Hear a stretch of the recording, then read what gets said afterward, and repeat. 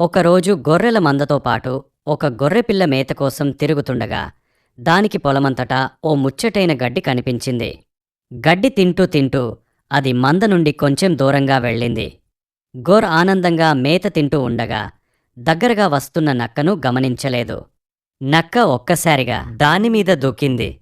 అప్పుడు గొర్రెపిల్ల వేగంగా అర్జించింది, దయచేసి నన్ను ఇప్పుడే తినొద్దు.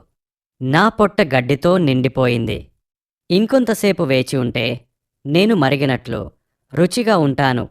నక్కకు ఇది మంచిగా అనిపించింది. కాబట్టి అది కూర్చుంది మరియు వేచి చూసింది. కొంతసేపటికి గొర్రెపిల్ల మళ్ళీ అంది, మీరు నాకు నాట్యం చేయడానికి అనుమతిస్తే నా పొట్టలోని గడ్డి త్వరగా జీర్ణమవుతుంది. నక్క అంగీకరించింది. నాట్యం చేస్తూ గొర్రెపిల్లకి ఇంకొక ఆలోచన వచ్చింది. నా మెడలో ఉన్న గంటను తీసి బలంగా మోగించండి. అప్పుడు నేను ఇంకా బాగా నాట్యం చేయగలను అంది. నక్క గంట తీసి శబ్దంగా మోగించింది.